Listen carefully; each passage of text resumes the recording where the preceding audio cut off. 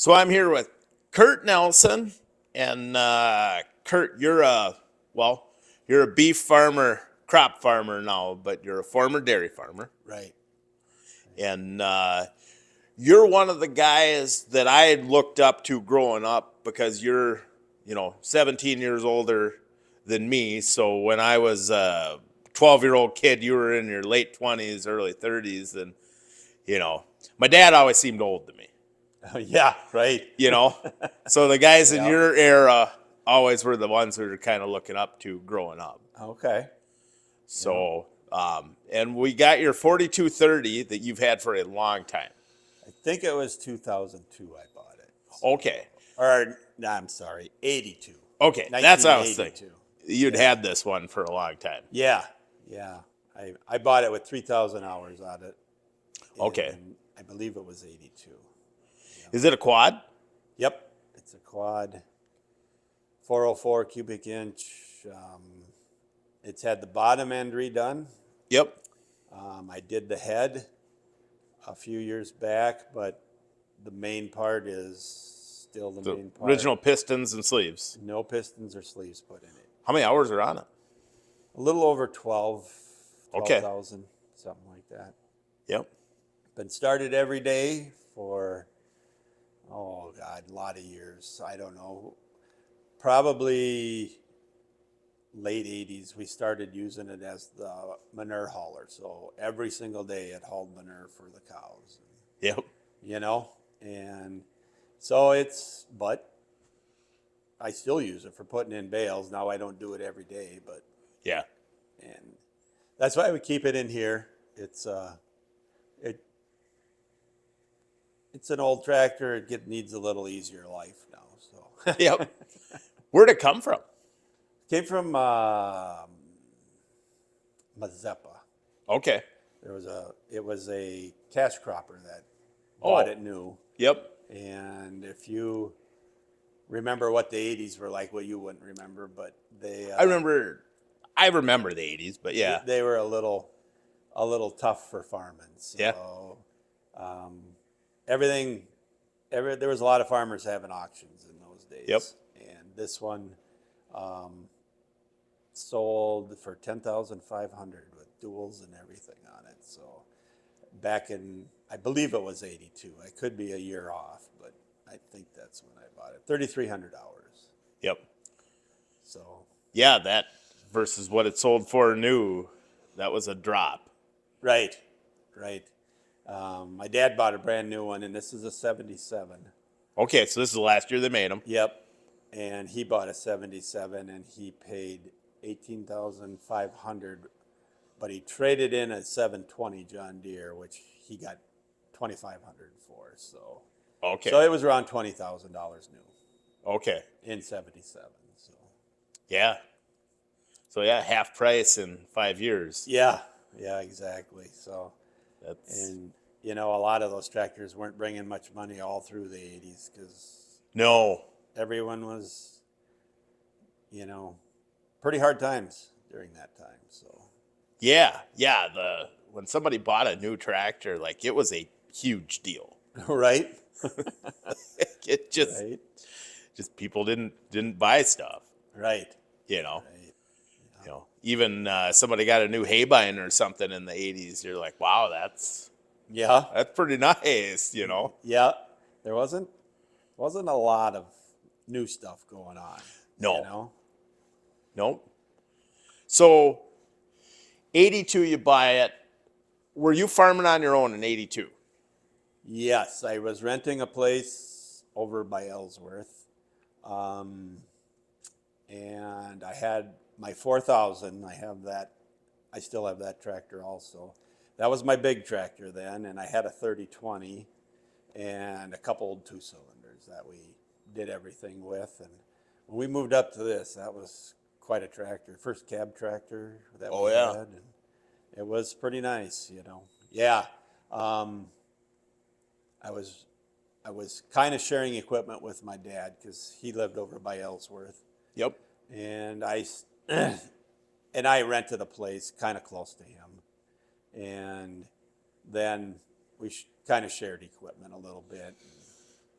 he had his 4230, and then I bought this one, and we were moving up in the world when we had two cab tractors then. Yeah, well, after you run a cab tractor, you're like, well, Yep. I don't really like, It was. running something different. And, so your dad, was your dad still milking at the time? Yeah. Yep. He still milked too. So I milked about 45 cows, and he had about the same. About Okay. 45, 50 cows. At that His time. barn was a big barn, though. Yeah. Right? Yeah. His was big. Yep. But it had all the, I believe it only had 43 stalls in Okay. it because it had pens for all the young stock, and everything was all in one barn at that time. Okay, because, yeah, that was a really big barn. Yeah. Yep. That was good land right around there, too, wasn't Absolutely. That was really good land. Yeah. it? Really good. Had that farm been in the family a long time? Well, my grandpa Okay. purchased it, so it had been a while. Yeah. Okay.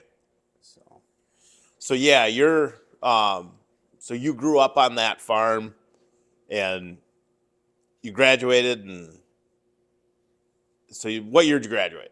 79. Okay, so 79 you graduate, and then did you go right to farming?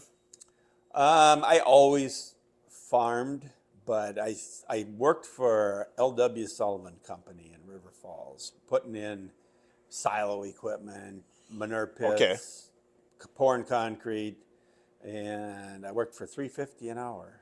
Can you imagine that? That's what I got hired at. So, and I did that for I think 2 years, and then I thought, you know what? I just kind of go to these farms, and all these farmers are in eating breakfast when I come there to work, and it's like I'd like to be in eating breakfast. I decided I'm going to go farming, but it wasn't quite as easy as it looked, but we made it work. So did you ever think about just farming with your dad, or taking over, or adding on to his farm? Well, I had brothers in my family, and we are Norwegians. So Norwegians, the oldest one in the family, the oldest son, Yep. gets the home place. So that wasn't an option for me. So Okay. if I was going to farm, I had to go out, and I started renting. I started renting a farm, and I milked cows, and I mean that's what we grew up doing, milking cows, and kind of just, I don't know, must have been in my blood because I couldn't give it up. So Yeah. So the farm you were renting, was it just the barn? Were you buying feed, or did you get to rent, or did you rent the cropland too? I rented the cropland too. I don't remember how many acres, but it was close to enough to Yep. run the cows I had. So, I mean, I'm sure I had to buy some, but most of it we could raise on our own, and I shared equipment with my dad, and Yep. and so I built mine up a little bit, and I don't know, just kind of got the equipment and started getting my own equipment, and I had my own cows, and of course I had a bank loan on that, but and then eventually I wanted to buy a farm. So Were you with FMHA or PCA? my personal property loan was with PCA, and then at that time it was called our FMHA. Yes, you're right. It was FMHA. Yep, to start with. So they gave you money to buy cows and to buy. Did you buy the cows that were? Did you buy a complete herd from somebody then? Actually, I bought 25 heifers out of my dad's herd. Okay. And I started with that. And I got up to that barn held, I believe it held 50 cows, the one that I was renting. So Okay. I got up about that high. And Yep. then, yeah. So you were there for a few years then. I was there for till 88. Okay. Yep. Did you ever have a chance to buy that farm? I never tried. Um, could I have? Probably. Could have probably tried. Um, it was not really a farm that I wanted. Okay. You know, it didn't have that. It had decent buildings, but it needed a lot of work. Okay. You know, and at that time, and this is going to sound stupid, but everything was over in that area was like $1,500 an acre, you know? Yep. And it was expensive. Over here, it was where I live now, it was a lot cheaper. And I actually came here on Leroy's auction. This used to be Leroy Zilke Farm. Okay. And that's the first time I ever came over here. I came to the auction and I started looking at the buildings and the harvesters and everything that were here. And it's like, wow, this is quite a farm. And so I checked into it and it was for sale, you know. And it took about a year. And then we finally worked out a deal. I bought it. So Was Leroy then related to Ray across the road? yeah. Then? Yep, they were cousins, first cousins. Okay. Yep. Yep. And Leroy he just wanted out. Yep. You know. And I didn't really know him. I just met him at the auction the first time actually. So I didn't really know him. But I liked the place when I saw it and I thought, well, I'm gonna see if I can buy it, you know. Yeah. So then you got to go to. So by then it's probably not even PCA or at that point. It It's probably. was farm credit. Yep. Farm credit by then. Yep. And there were a lot of farms for sale Yeah. then. There was a lot of them. A lot of farms for sale. Yeah. Because that's the same time mom and dad bought theirs. Yeah, especially in this area. Everything over here was for sale. Yeah. Yep. And this is more rolling. The ground's more rolling than from where I had been renting over there. That was flatter. But just the price, it was so much more favorable to try and get into, you know. And this is good land. It is right really around here. good land. Really good land, yeah. There's a lot of just clay loam. Yep. Brown clay loam. Yep, and it's a little harder to work than it was where I came from, but I had rock over there, and here I have very little rock. Right. You know? Yeah, mom and dad's. Gosh, you can dig down. Well, I had the excavator over there, cleaning everything up for them. And you dig down, and there's good topsoil, and then under that, it's just brown clay loam. It ain't like that nasty. There's no blue. There's no grays. It's good. It's good clay. Yeah, and this ground just holds moisture. Yeah. The 88 was also the drought year. That's the year I bought this. Yep. And I had run both farms at that year over by Ellsworth and here. And that's a sandy loam over by Ellsworth. Yep. And I got 35 bushel to the acre on that farm in 88. And over here I got just over 100. And Really? 100 bushel in 88 was pretty good corn. Oh, yeah. And the only difference that I know of was we got one more rain over here than we did in Ellsworth. But 88 was the worst drought I've ever been through in my whole life. But yeah, people didn't. I mean, they released all the set aside, CRP, all that stuff. Yeah. Got cut. Yeah, and we got one rain and it made the weed killer work. Oh, yep. And So we didn't have the competition from weeds over here like I did over there. It didn't work over there. There was no glyphosate in those days. Right. It was, yeah, there was no accent or any of No. that. I mean, it was, None of that. So, it needed activation, rain activation to work. And then it, really, without the competition from the weeds, the corn, and this has really good water capabilities over here. yeah, but I'll say this, it's not like it's swampy ground No. or, it'll, There's spots, but yep. but most of it's pretty well drained too. So Yeah, except mom and dad's, I know it could rain.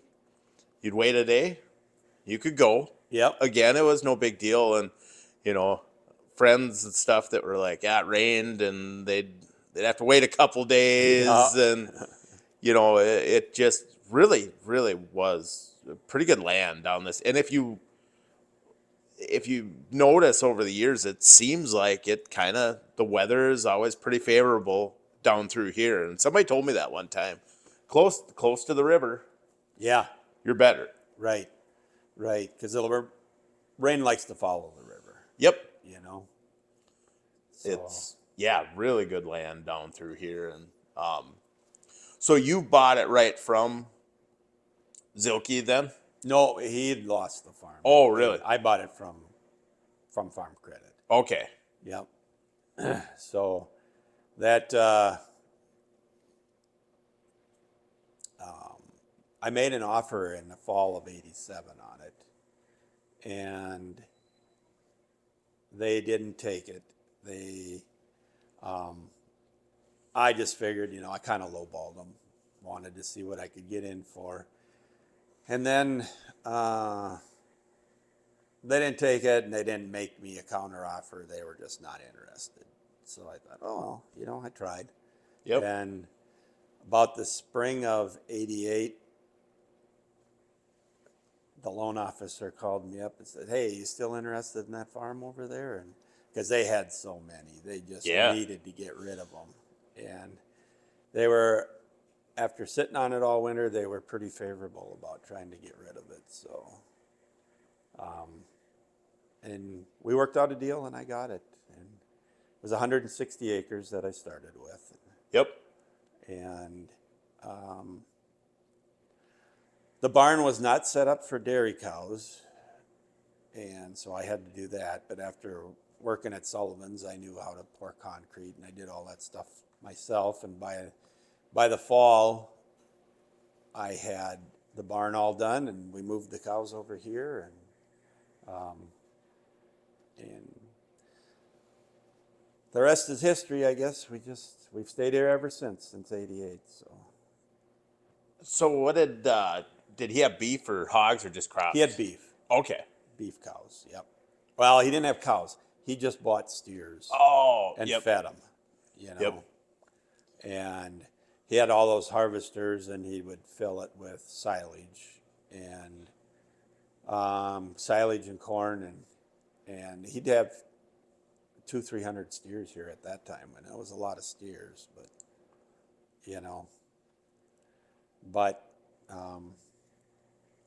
wasn't a good time. No, and trying to pay for all that, right, exactly. That's tough. So yeah, so he was just feeding steers, and it was all set. Did he have high moisture corn too? Yeah. Or? Okay. Yep. So there was 3 harvesters here at one time, and when I bought it, they had sold one of them off. Okay.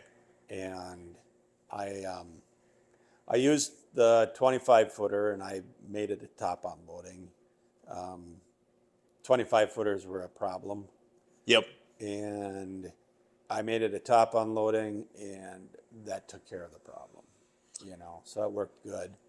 So you put a big gym in there? I did. Actually, that's the second one that was ever put in. Was really? Mine, yep. So there's a guy out by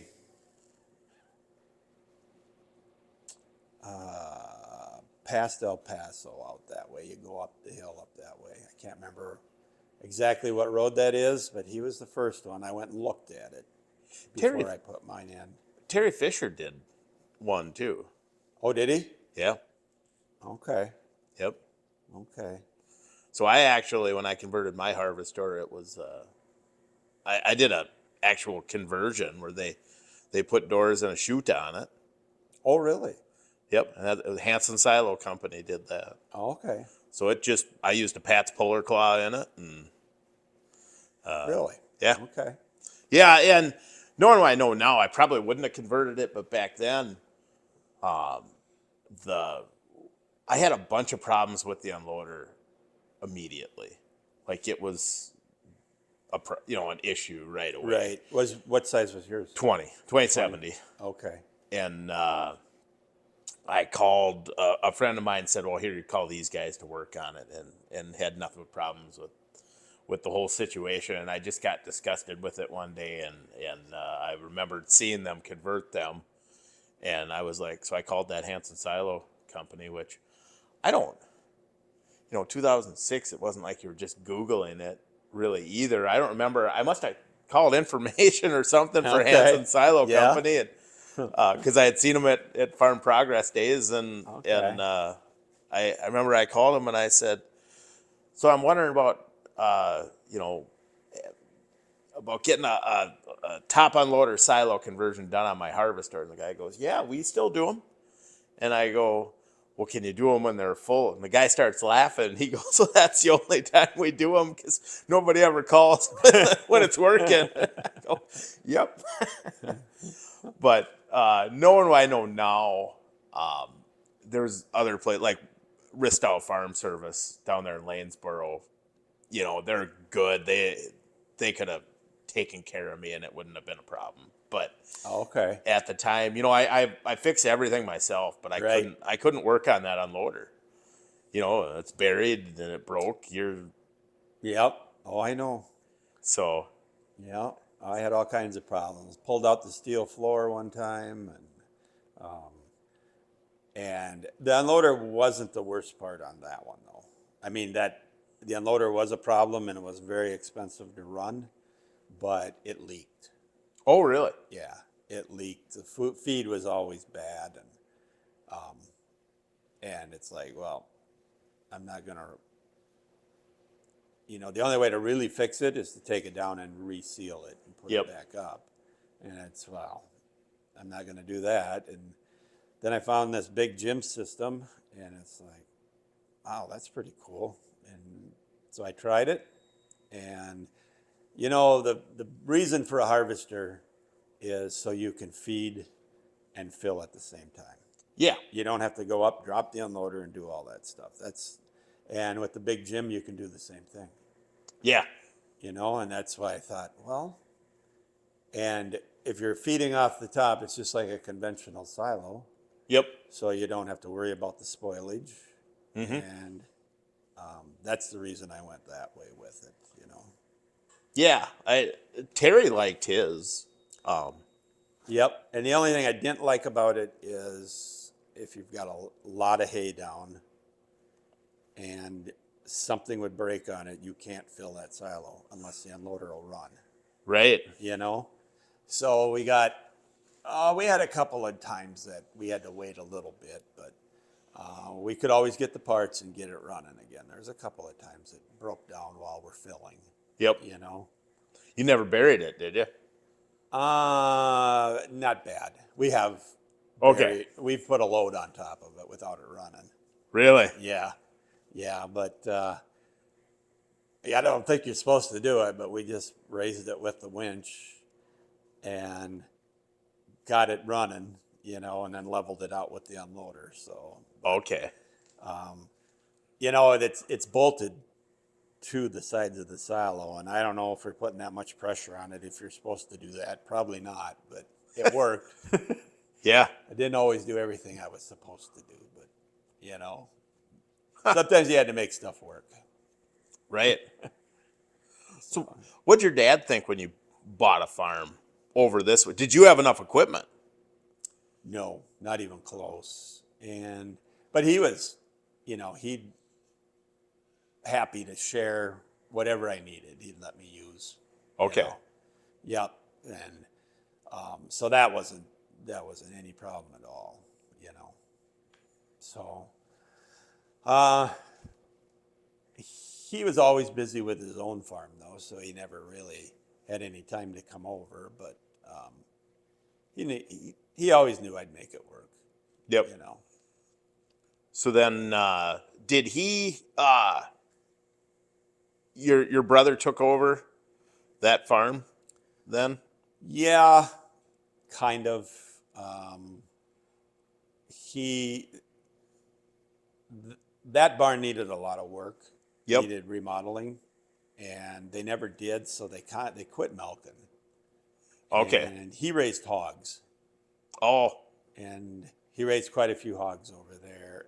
And then he, I don't remember. I know he didn't. He never milked there, but he actually moved into the barn I had been renting. Oh. And he milked cows there. That's one where. Does he still live there? Yeah. Okay. Yep. Yep. Yeah. And then they used to farm together pretty much, Okay. you know. So, but I don't know. I've always been happy here. I bought 2 other farms since then, 2 80s, Yep. 2 different 80s at different times, and every time I paid a little more, but you know, I guess that's good. I don't Yeah. know. I guess that's good, you know. Well, in that neighborhood where you were, I mean, there was a lot of competition Yeah, it was around yeah, there. a lot of big farmers over there. So Right. it was tough going over there. There weren't a lot of grain legs around our area back when I was a kid, but there were over there. Yeah, exactly. You know. Exactly, and it was just too much competition over there. Yeah. If you wanted to start out on your own, it was awful tough over there. Yep. And this was just a better fit, you know. Yeah. It just over here it was easier to rent land. You could rent land. You couldn't rent land over there for nothing, you know. Didn't matter how much you paid, someone would come over the top of you over there because there was a lot of big farmers over there. Yeah. They just had the money to do it, you know. Over here too. Well, one of your best friends was close too, right? Yep. That had to. You guys worked together a little bit. Yeah. Too, didn't you? Yeah. You're talking Brian, right? Yeah. Yeah. Yep. Oh yeah. That was the best part about farming in those days. Yep. All your friends were farmers. Now there's hardly any. Right. You know? People keep asking me about milking cows again and stuff, and I always say that it wouldn't be any fun now where, like, when I was dairy farming, my friends milk cows. Right. So in the wintertime, like, you get done with chores on a winter day and it's like, it's Taco Tuesday Right? at T-Bar. Let's go eat tacos, you know, or whatever. Like, you could do that now. You're just Yeah. alone. Yeah. And you know, you run out of dry cow tubes or you need to treat a cow for mastitis. Right. Every neighbor could help you out. Now there's no one, you know? Yeah. And I mean, of course you can run to the vet, but you know, there wasn't always that much time, you know, and you know, someone always had something you could borrow and then you'd borrow it back to them or lend it back to them sometime, you know, and it's like, Yeah. and it's just not there anymore, you know? No, there just isn't that many left. No, and like people to work on your vacuum pump and that kind of stuff. There's hardly any of them left anymore. Right. You know, and if they are left, they only want to work on the big stuff because they charge like way more than a small farmer could ever afford. You know. Yeah. So it's just changed a lot. So were you here first or Brian? Well, Brian grew up over here. Well, that's right. Yeah. Where his dad's farm Yep. was there. Yep. But the farm that he lives on today, did he buy that before you or? I don't remember.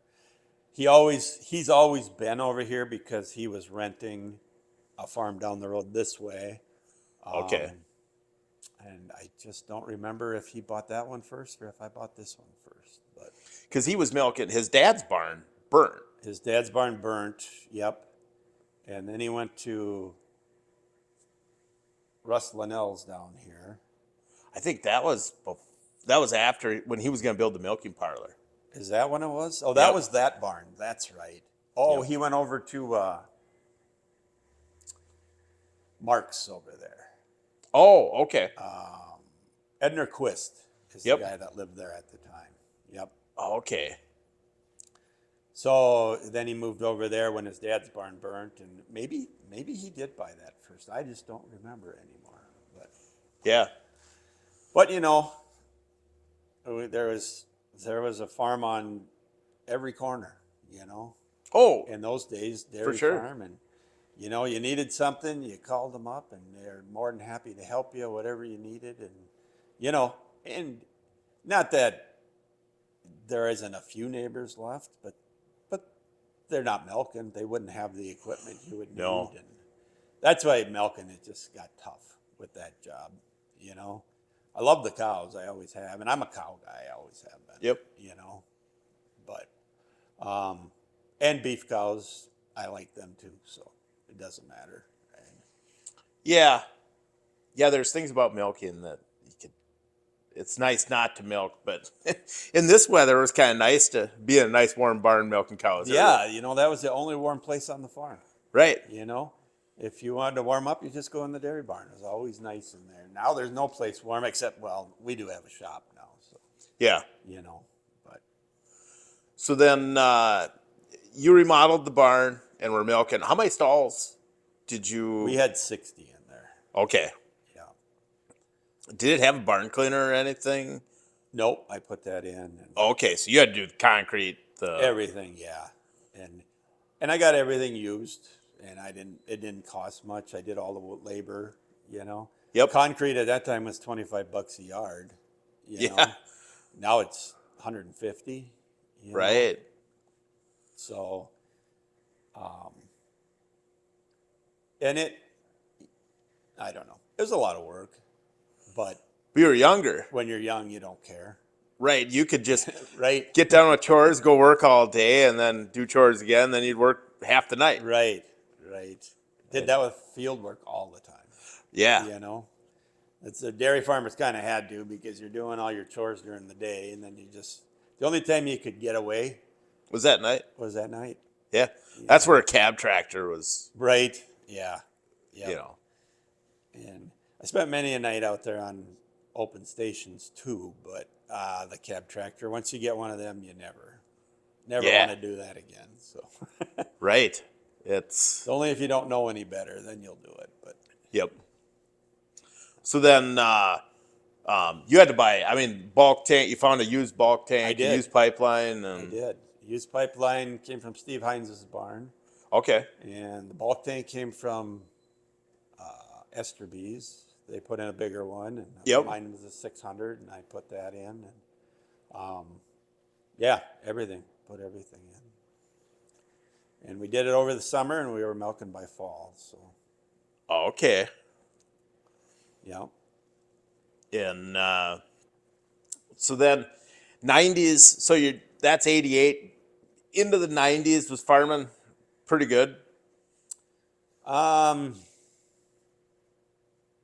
I don't know that it ever got that good. There was a couple of good years right after the drought year for milking. Yep. Couple of good years. We had good prices for milk. I don't remember what they were, but we actually made a little money, you know. Yep.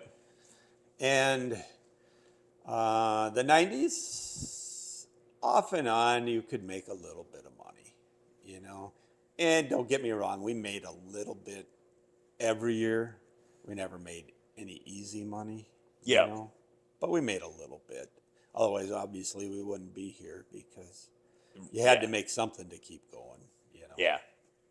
But it it's never been a thing that I ever wanted to do anything different anyway. So I didn't care how much money I made, as long as I made enough to be able to stay here.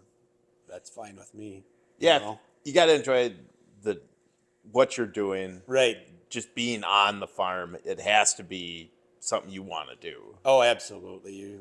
If you didn't like what you're doing, you wouldn't want to be here.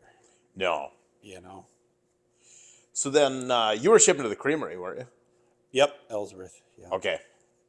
Yeah, and and think about this, just this neighborhood, how many spots they were picking milk up within a mile radius of this. Right. How many dairy farms? And there ain't one left. No, there's not. There's not. That's I don't know. That's gotten to be so tough. There's a few left out there that, milking an old conventional barn, but boy, I tell you, that's a tough business. Oh, yeah. With coming in with, what, they're going to have 9,000 cows over there at Sunbow? Yeah, whatever it is. That's going to be tough to compete with something like that. Right. No. And, they all come in with investors, and their pockets are awful deep. And, they've got business guys that do the contracting, so their milk is always contracted in years in advance. So they know what they're getting, Yep. And not that we couldn't have done that, but one guy can only do so much, Someone's got to milk the cows. So, Yeah. So then, what did you eventually have to kind of buy all your own equipment then? Yeah. Oh, yeah. I eventually got it. I buy a little bit every year. Buy something, Rarely bought anything new. I did buy new chopping equipment. I bought a new disc vine, but where are you running for a chopper? 790 New Holland. Okay. Yeah, and I actually bought 2 new choppers. And actually I bought 2 new chopper boxes. One's used, but... What'd you run for boxes? I bought a New Holland, which is a Badger. Yep. And what was the other one? Oh, H&S. Okay. H&S, and I've had several other ones that were used. And the Myers, my opinion, the smoothest unloading box. I always liked the Myers. Well, they had them 4 augers. Yeah. Yep, and they were smooth. They never built the boxes very good, though. They fell apart. You know? But like the H&S came out with the steel sides and all that stuff, and I've got one of them, and that box is foolproof. It doesn't unload as smooth and nice as the Myers, but it's one that's going to last. The sides don't fall apart, And that New Holland was probably pretty good, though. yeah, that's a good box. It's pretty slow unloading, though. Yeah. But it's a really good box. Did you buy that from Ellsworth Equipment? I did, yeah. Bought it from old Warren Fox. I don't know if you remember him. Oh, yeah. Yep. Yep. I bought my chopper through him, and bought a brand new. I bought the 782 new, and then I bought a 900 later. Okay. Not a 900, a 790. So. Yep. Yeah, that had to be. So that was late 80s, early 90s when you bought the chopping equipment then? The 782 was... Yeah, because I was at the other farm when I bought the 782, actually. So that might have been a Sperry New Holland then. I think it was, yep. Yeah, 790 was probably like Ford New Holland then, I would imagine. Yeah. Did that one come, both of them came from Ellsworth Equipment, or was it? Nope, just was that Snow's? The 782 did. The other one, I don't even remember where I got it. It was down by Portage, Wisconsin, is where I got it from. But yeah. You still got that one? Yeah. Yep, you put up corn silage? Yep. Still? I still put up haylage and corn silage. Oh, really? Okay. Yeah. So you're feeding the steers kind of TMR Yep. then with the haylage and corn I've got silage? the old TMR, the stationary was in there when I had the cows, Okay. and I just keep using it. So. Yep.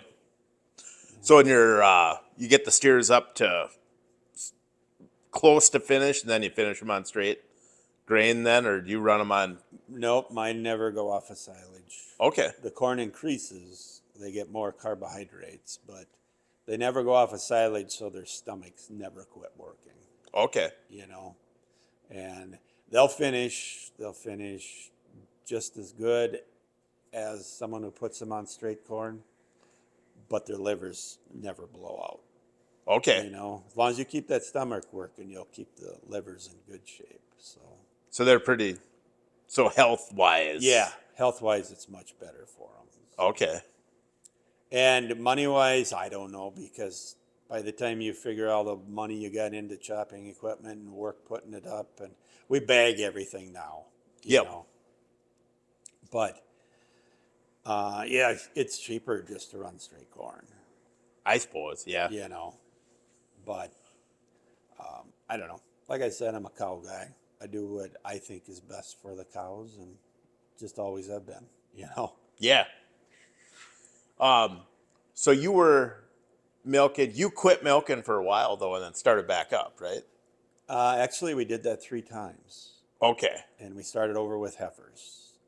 So you kept the young stock back, Yep. and then. And then we started up again. Yeah.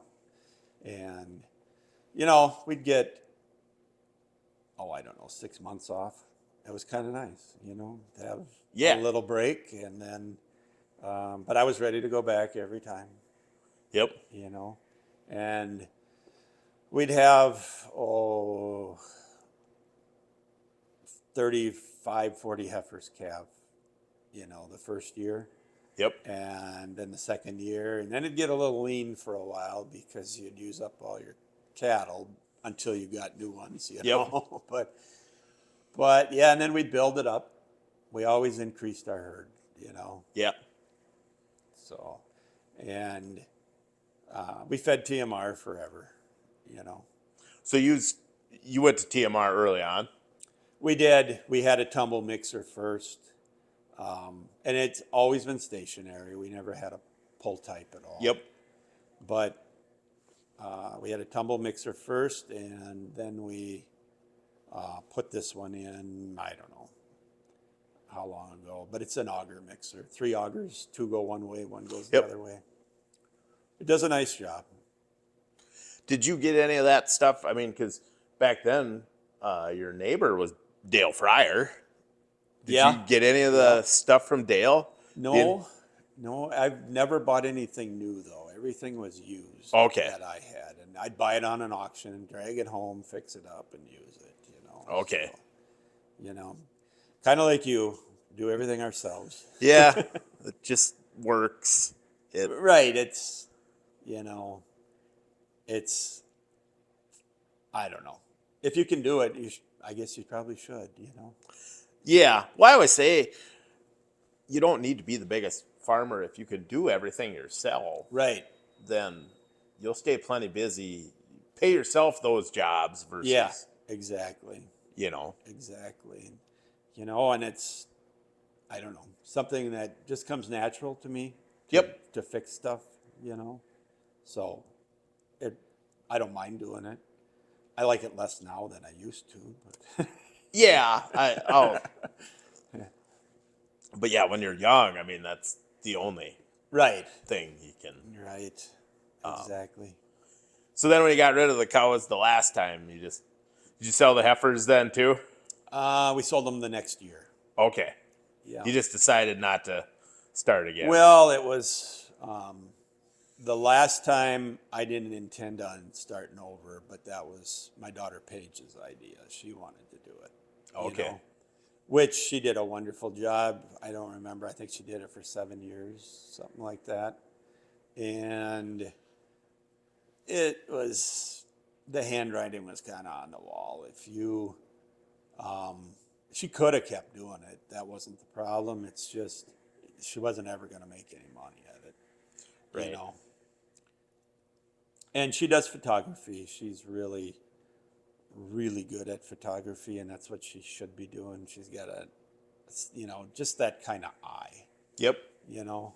And she misses the cows. She misses them all the time. But, I'm getting old. I would have had to kept doing all the field work, putting up the silage for everything, and it was too much. And if there would have been money in it, it'd be a different story. Yeah. Know? Yep. Be Absolutely. a complete different story, But, and it isn't that we were going broke. We could have done it.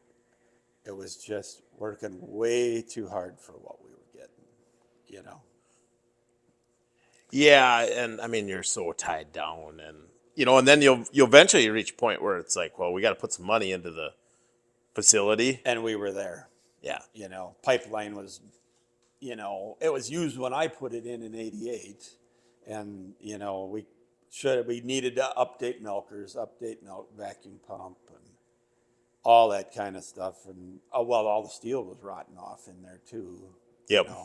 So we would have had to do all that over again, which I can do. I could have done, but you look at the dairy industry, and it's like I said, you're going to be the only one out here, even if you can survive.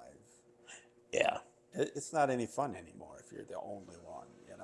Well, and it got to the point where, the modern facilities and stuff, you can get more milk. Oh, absolutely. Just from having a modern facility. Just having the comfort for the cows. Right.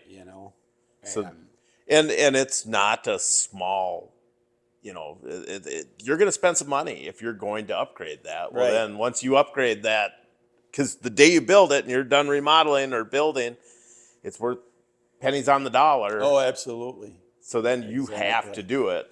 Absolutely. Yeah, we talked about robots, we thought about that, but you can only, I don't remember what they are, like 160,000, you can only get 70 cows on them, Yeah. And it's like, well, we'd had to do like 5 robots by the time and that's just the robot, not building the building, not any of the housing, nothing, So it was several $1 million to even build a 300 cow. And 300 cow is going to be obsolete, it kind of is. So, right. Yeah, I kind of feel like now you're almost better off to be ultra small and try and direct market. Oh, absolutely. Absolutely. But it's. Yeah. I don't know. When I would have never bet money that these big dairies would work like they do. Right. But they do. Yeah. And they always say they're so much more efficient. Well, I can do math, and that new dairy that's going out there is going to haul manure all the way to Chippewa Falls. You really think that's more efficient? And they're going to need 8 acres just to store their feed. 8 acres. Right. That aren't going to be doing anything other than having feed sit on top of it. Yep. I don't know. The efficiency doesn't add up by math. No, I don't get it. The efficiency only works because they got deep pockets, I think. Well, and I think they're moving their milk differently than you're doing selling to, as a small producer selling it. They are, outfit like that is contracting probably direct right on with people. Oh, sure. Absolutely. And yep. they've got so much volume that they can. Right. So. I mean, who knows? They might be going right to Walmart. Who knows? Yeah. They could be, But it's really sad when you look at how many farms, though, were around here that were milking cows. Oh, for sure. I mean, within a mile radius, there had to be 10, 15. Oh, absolutely. Yeah. And yep. Yeah, probably more than that. You start thinking, a mile almost gets you to Esdale. Right. Yeah. You make that sweep, and that's a lot of farms. It is. It's crazy because, Dale Fryer and Francis Halverson and all those guys. Every little farm had cows. Oh, yeah, because then you would have had Nelson's, Yep. Mark's up Yep. there, Right. Linnell's, Yeah. um, and Brian, Right. Bucks, Yep. Zilke's, Yeah. Tonsager, or, Dickie, Ro- Brenner. yeah. Yeah. So, yeah, you know, that's crazy. It is. But It is. And, I guess it's life, but I think it was better before. well, I liked it better. I don't know if it was. I think I think that people would rather buy their milk from someone or buy their products, whatever feed it is or food, from someone that is actually there doing the work, not some big owner that has a big Yeah. corporate farm. I just think that, you know. Oh, I think going forward, there's probably something there with as far as I think there's opportunity Oh, I going do forward. too. I do too. I think people want to know where their food comes from. I think, Right. Right. and I'm excited about some of the raw milk laws changing. I mean, a lot of us drank bulk tank milk, and Oh, we always did. right. You know. Well, I always said too, like, when we used to drink bulk tank milk and the cows were out on pasture, I didn't get allergies Yeah. True. because I think you got it through the cows. I think Right. through their milk, they ate the grass Right. and clover and all that, and Yeah. so maybe there's some, a window there where we can kind of get in there with some, Oh, I small think there farms. is. I think that's why I like the beef farm, and at least I can direct market my beef, Right. you know? And that's part of the reason we do it the way we do it, because I want a product where I know the liver didn't fall apart and get some kind of toxin in the meat, and it's just a really good product. Yep. And yeah, it's old school. Feeding silage, all the extra work. I could probably make it cheaper if I just fed straight corn. But there's a difference, Yeah. So So when you went to the beef cattle, did you end up selling the heifers and buying beef cattle back, or did you breed some beef into some of the dairy, or no, we started the beef herd in 99. That was one of the years we sold out. And I bought 7 cows from Ronnie Halverson, actually. okay? And I bought 7 beef cows. They were South Devon cows. Never heard of what they were, never knew anything about them. But the reason I bought them is I walked out into the pasture and the cows lifted their heads and looked at me and went right back to grazing. Never moved. They didn't care.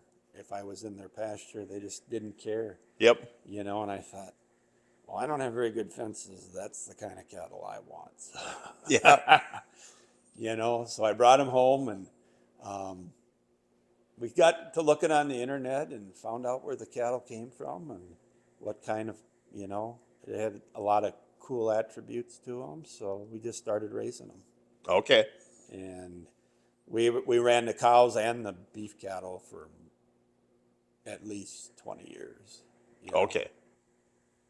So we always had the beef herd or not always, but a long time. Yep. We had the beef herd and we didn't feed anything out at that time. We sold the feeders. Oh, because yep. we just didn't have the room to raise the Holstein calves and all that stuff. Yep. So, but yeah, we did get up to probably 250 head for quite a while. So Okay. with beef and Yep. dairy cows and all the heifers, and so it was a lot for quite a while, but I don't know, enjoyed it. Yeah. So yeah, that's one of the beauties of if you are a cattle guy or do any like cows or work with cows. You know, you want to go buy land, and it's if you like raising corn, you like raising beans, you got to have land, Yeah. and it's hard to rent. You can get some, but it isn't a very for sure thing. Somebody might have it the next year, you know. Yeah. And in order to make corn really pay off, you have to really take care of the ground Oh yeah. to raise it. Yep. And if someone else is going to be running it the next year, are you going to really do everything you could? You know what I mean? Yeah. But that's the thing with beef cattle. It works in good. You need hay. What's the best thing for corn? Turning over hay ground. Yeah. You know, it doesn't work in everybody's program because a lot of guys don't want to have all that extra equipment. Because it's extra equipment to bale hay, to cut hay, and do that. But the rotation worked great, Yeah. you know, and it all works kind of in harmony together. The beef cows, the hay, the pasture land, you know. That's why I like having the whole works. It all works together. Well, yeah, because I mean, a lot of that you buy a farm and that's not 100. You know, you're going to buy a non-tillable land. Well, Right. you know, you can use that non-tillable where you try and fix it in, turn it into tillable, and some of it just isn't great for it. Well, some of your pasture over there at your other farm that used to be farmed. Yeah. Yep. It was tillable land, and it just works better for us as pasture. Yep. You know. Of course, I could have called you up and had you come over and tile it because that one farm is wet. Yeah, that one You know? is. Yeah. But it actually works really good as pasture. Yeah. Really good. Because the wetter ground keeps the grass growing all summer long. Yeah. You know? So. Well, then you're getting some manure back, and you're, Right. you know, there's. Right. It's. Yeah, it kind of works. It's just not as glamorous nowadays as having a giant combine and a 24-row plant. Right. And it's not easy. You No. know? It's not easy, but it's my favorite part is the calves. When I get the calves in the spring, I can't wait to go out and see them on pasture. That's just when I go check cows, that's my favorite part of the day. Yep. Unless there's a dead one, but Yeah. Wow. Yeah. but you know, it just is seeing those calves and how they grow and making the breeding decisions, and that's my favorite part. Do you AI some? Yeah, a lot of them. Okay. Yeah. So Yeah. then getting rid of the dairy cattle and going to the beef, or just getting rid of the dairy cattle and having the beef, it wasn't a big. No, it's not. It is and it isn't, because not doing the dairy is sure a lot easier on your body. Oh yeah. You know, and you know, it was getting to be hard. It was getting to be hard to do it all. Yep. And now it's still enough work, but it's not terribly hard. It's not the physical grind of, Right. you know, doing. Right. You know, when I was milking 3 times a day by myself, and you go, okay, 3 times X number of cows, put a milker on, take a milker off, how many deep knee Right. bends you did, like, whoa. That and lifting that unit up and hooking it Yep. between every cow, and it's like, wow, no wonder your shoulders are shot, you know? Right. And it's like, and you know, it's just, we don't notice it when you're young. You just Nope. go, you know, but I'm still getting around all right, so. Yeah. You know. Just keep working. Yeah. Yep. The cows, like I said earlier, gets me out of that house every single day because they got to be fed. So, Yeah. you know, that sitting in that easy chair it's fun for a little bit, but you shouldn't do it every day very long. So, No. you know. No, and you can, you know, you got family around you that. Absolutely. That's why I do it. The grandkids, you Yep. know. That's why I do it, because they show cattle. My daughter showed cattle, and we've been in at least a dozen different states showing cattle. And, Yeah. it's fun, Yep. something the whole family can do. And I got 6 grandkids, and they still, or at least the oldest ones, like showing cattle. Yep. So hopefully it kind of keeps on. And Well, and yeah, even if they don't want to do it the rest of their lives, they're learning. oh, absolutely, You know, absolutely. it's So so yeah, that it all kind of works out. yeah, yeah. I wouldn't do anything else. I mean, I worked out for a good many years, and after I quit there, I thought I'd miss it a little bit.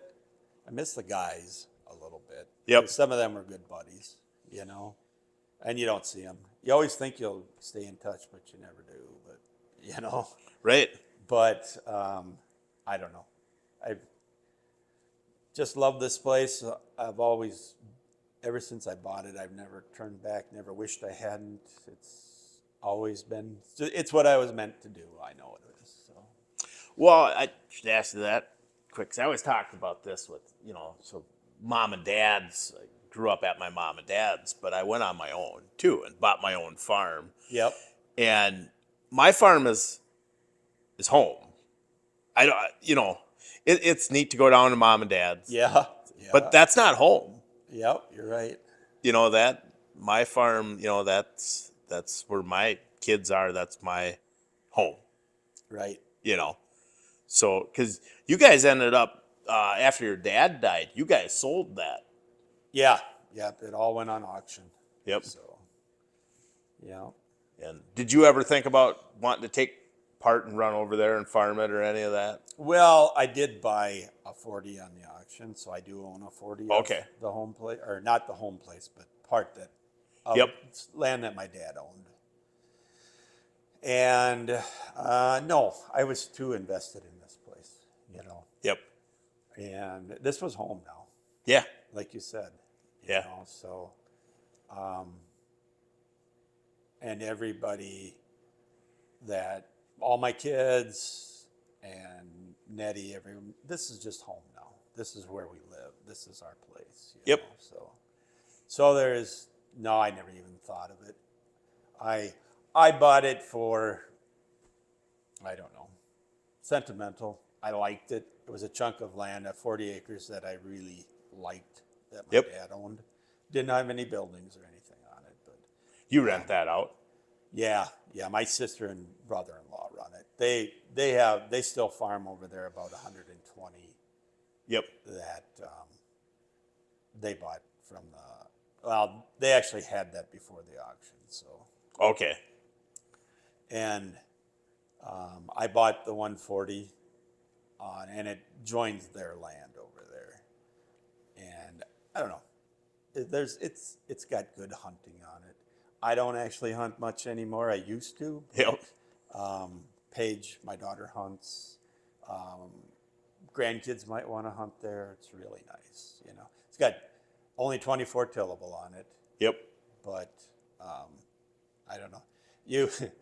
I tell you a quick little story that it was an 80 that my dad had bought when he was in the service, and it was the farthest one from the home place. We'd go over there, get dropped off, rake hay, whatever, over there. A tractor would always quit, and you'd have to walk home. And it was the farthest one. It was 2 miles from home, And I don't know why, but I just liked it up there, that farm. It's all secluded back in there, and it's Yep. just a nice farm. And I wanted it, so I thought, you know what? I'm going to buy it. I kind of did intend on running it, but God, it's 10 miles away, and it's a lot of work. For not a lot of acres. Yeah, for a little bit of acres. And just decided, I don't know. Yeah. I can rent it out, so, Yeah. Yeah, that had to be kind of cool to have a piece of it. It is. You know. It is, you know. I still screw around and run over to mom and dad's for that little bit of tillable they have left, and Yeah. it's just one of them things, you know. Right. But my farm is my farm, and that's you know. Right. That's the way I am too. You know, this is our home. My daughters they weren't born yet when I lived Yep. over there, because Megan, the oldest, was born in '88, the year we moved Yep. here. So this has always been home to them. Yeah. You know. Oh, and yeah, like you said, this is good land around here. That side of Ellsworth was always expensive, even from the standpoint of commuting was a thing way back. I mean, like, Oh yeah. so from Yeah. here, you're just a little further away where, you know, that side of town, Right. you could, you know, so but now, I mean, ag land wise, yeah, I mean, they're not better off over there than you are here. No, I don't think so either. I So- don't think so either. And it is, you know, that's like what I was saying earlier, is that if you're going to grow corn and beans, I mean, it's a good life. It's kind of nice because you only need planters, you don't need haying equipment, you don't need all that stuff. So, but it takes a lot of acres to do that. Yeah. And with the price of the way the ground is gone, it's tough for anybody to get a lot of acres Yeah. to do that. And that's why, you know, if any of my grandkids want to take over, we don't have a lot of acres, but if you can run cattle and some acres, you can still make a decent living at it. Yeah. You know? Yep. Absolutely. Well, and if you own some land and if you do a really good job with every acre, and that's non-tillable too, Right. you can make some money. Yeah. Yep. But you have to have the land. Yeah, that's the thing, you know. Where- And it's just seems like it's getting out of reach. Yeah, it's just plain. There's too much competition, Right. and it's not just farmer competition. No. And that may change. It Yeah. may change sometime. You know, we get a really bad downturn. Who'd ever thought in the 80s that was going to happen? Nobody in 1970s did, because corn just kept going up, up, up. Everybody just farm more, Yeah. you know. Well, yeah. When you were getting out of school in 1979, it looked like, Right? you know, great, and then Yep. And then the big downturn, and you know, by the mid 80s, it was like, didn't know if you should even think about buying a farm. Matter of fact, the banker told me, like, what's wrong with you? Didn't you see all the farmers going broke? And it's like, well, yeah, but that's what I want to do. yeah. You know? And it turned out to be an opportunity for Yep. me. You know? So, How long was the 4230 your big tractor? God, long time. And I don't have much for tractors because I bought that 4240. I'm going to say early 2000s. Okay. So it was a long time. Yeah. 4230 was the big tractor. So, yeah, I can't remember, but that, and the 4240, and then of course we got the 4440. Yep. And that's, I mean, if we were farming in the 80s, we'd be some pretty big farmers. Yeah. Brian. Yeah. Oh yeah.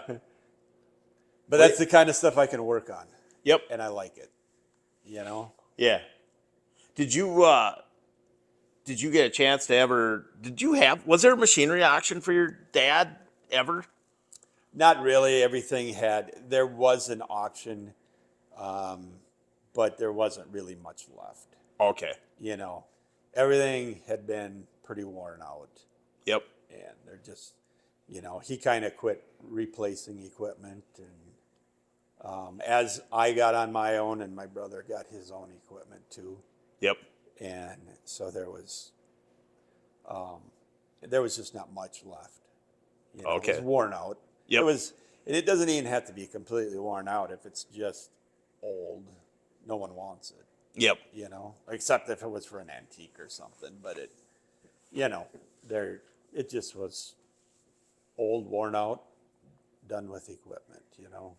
So you didn't end up buying any of that just to have either then, or? No, I didn't.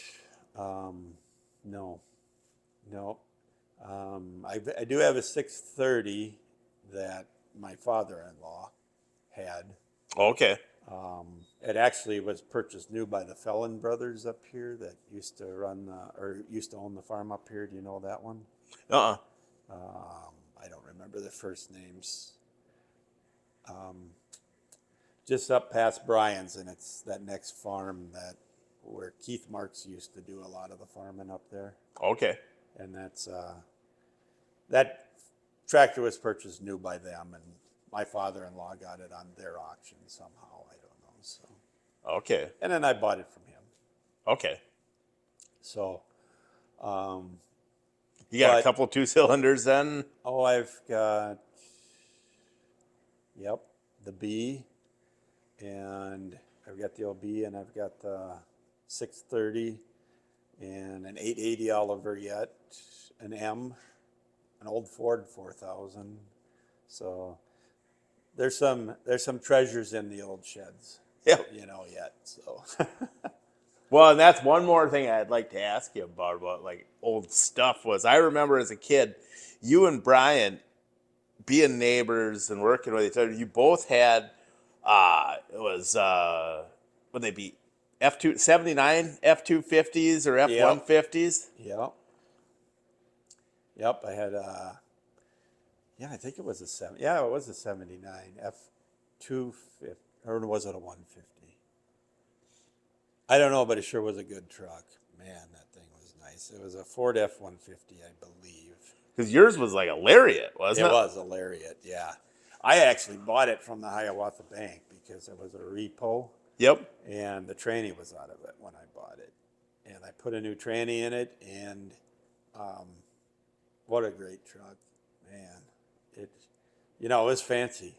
Oh, that was a fancy truck. And I used it as a farm truck. I shouldn't have. Think of what that thing would be worth now. Oh, yeah. Yeah. But, I mean, that's what I did. Everything, it was a farm truck, Was it very old when you bought it? Well, let's see. I remember you having it in like 88. I mean. I think it was only 3 or 4 years old when I bought it. Okay. Yeah. And it was a repossessed truck, and it sat out in front of Hiawatha Bank down there. And okay. I went down there and talked to them and said, they knew the tranny was out. And I think I gave $3,000 for that truck, and it was only like 4 or 5 years old, maybe 4. Okay. 4 years old. And I put a new tranny in it and got everything else worked on it. It even had a toolbox in the side. Do you remember those? Yep. Yeah. And it was a pretty cool truck, pretty fancy truck. Well, yeah, it was two-tone, wasn't it? Yeah. And nice interior. And oh, yeah. Yeah. You remember that stuff, huh? yeah, because 79s and 78s are really cool Fords. Dad, and Dad had a 78 Bronco. Okay. But I just remember, you had one and then Brian had one. Yeah.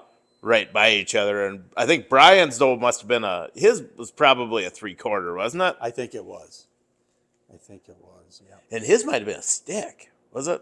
I don't remember that. I just remember it was a black one. Yeah. And yeah. But yeah, yours was a Lariat, and I was like, boy, you didn't see, because back then, people bought trucks just as work trucks. They didn't buy fancy interiors, Right. And yeah, that was a neat truck. Yeah, it was. Whatever happened to that? I don't remember. I know it was pretty well shot. I hauled brown bales in it. I did everything with Yep. it. I mean, it was a farm truck, and it was worn out. I don't know. I think I sold it for scrap price to somebody, and I don't know what they were going to do with it. They were going to use parts of it. Maybe. Yep. I don't know. Was that a V8 in that one? 351. It was a 351 Yeah. then. Okay. Yeah. 351 and an automatic. Yep. Yeah, that's that was a cool pickup. It was. Yep. And And of course, I would have never bought that one new because that thing would have rolled off the showroom floor at about $10,000 in 1979. So, right. What did you want, a 79? Because that's the year you graduated. Because they were new pickups when you were. Yeah. No, I just always looking for a deal. Yeah. And I thought, God, that's an awful nice pickup for. I think it was actually 3,500, but I said, I think that's an awful nice pickup for that. And yeah, who knows if the tranny wasn't taken care of, maybe the rest of the truck wasn't taken care of. But you know what? For that price, I can fix it. And I put the tranny in, and everything else was good. So I kind of lucked out on it. Yeah. Yep. No, that's the kind of stuff I don't know why you remember as a kid, but I do. But Yeah. no, well, and I think if I remember right, Brian rented that corn store from Mom and Dad. And I think you were coming down there and getting high moisture corn or something too. Probably was. Yep. That's probably where I remember seeing that. I do remember that now that you mentioned that. Yep. Yeah, that sealed unit that was by the pig storage there, pig farm there. Okay. So Yep. that was a long time ago, but Yeah. yeah. So did you have a combine too? Because Brian always had a combine. Yeah. I had Massey's to start with, Yep. and then I went to the 4400 John Deere, and we never combined much corn anyway. But when we had the cows, almost everything was chopped. Okay. All we put up was the high moisture corn usually. Yep. That's a pretty small. Held 6,000 bushel. Yep. Yeah. So that was all I really ever combined, Yep. And in a good year we'd have a little bit to sell, and but you fill that big gym up or that 25-foot harvester, and that's a lot of hay because we always put haylage in that one. Yep. Corn silage in this. We put up that stave in the year after we moved here. Okay. And corn silage in that, and then we had bags of haylage, or corn silage, I mean. So. Yep. And that's worked for us. We'd put all 3 crops of haylage in there, and then that I guess was a little bit later on, but and then we bought all our baled hay. Okay. Big squares. Yep. And we didn't feed much of it. We only fed 3-4 pounds a day just to keep cows' stomachs working good. But Yep. But everything we did was chopped at that time then. So Yeah. Well, you gotta, keeps if you don't get DAs, that right. So yeah, baled hay. It seems like cows that get hay don't get sick. Right. Kind of like cows on pasture don't get sick. Right. You just had to keep a little bit in them. Yep. Kept their stomachs working. And Yeah. That's what we did. 3-4 pounds a day. Yep. All it took. And that, and then of course the TMR, and we fed it pretty good. We didn't make it real hot. Yep.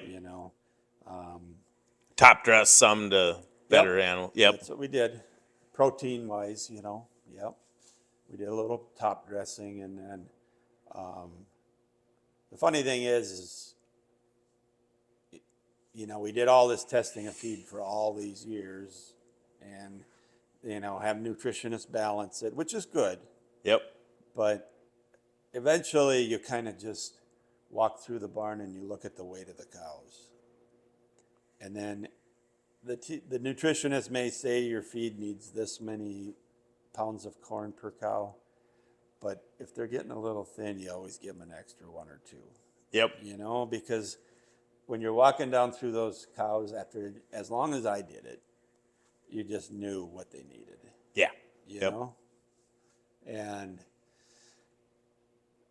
so, like I say, the testing is good. It's a base, somewhere to start. Yep.